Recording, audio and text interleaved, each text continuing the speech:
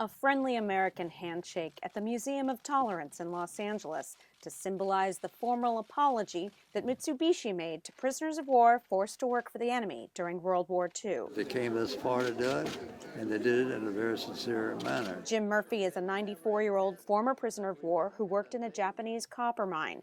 He waited 70 years for that handshake. They were making me produce something that could be used against my own friends and relatives.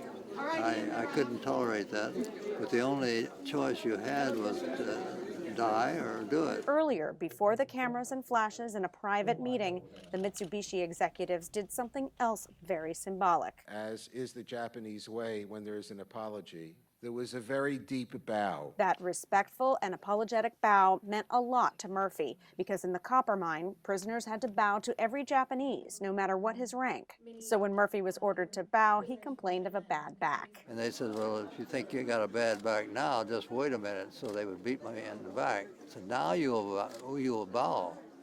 I refused to bow. Yukio Okamoto, a Mitsubishi board member, said Japan owes two apologies. First, for the forced labor camps, where 10% of the prisoners died, and second, we also have to apologize for not having apologized earlier before many ex-POWs had to pass away. If Jim Murphy could speak to the POWs who died before Mitsubishi made this unprecedented apology, his message would be, Rest quietly.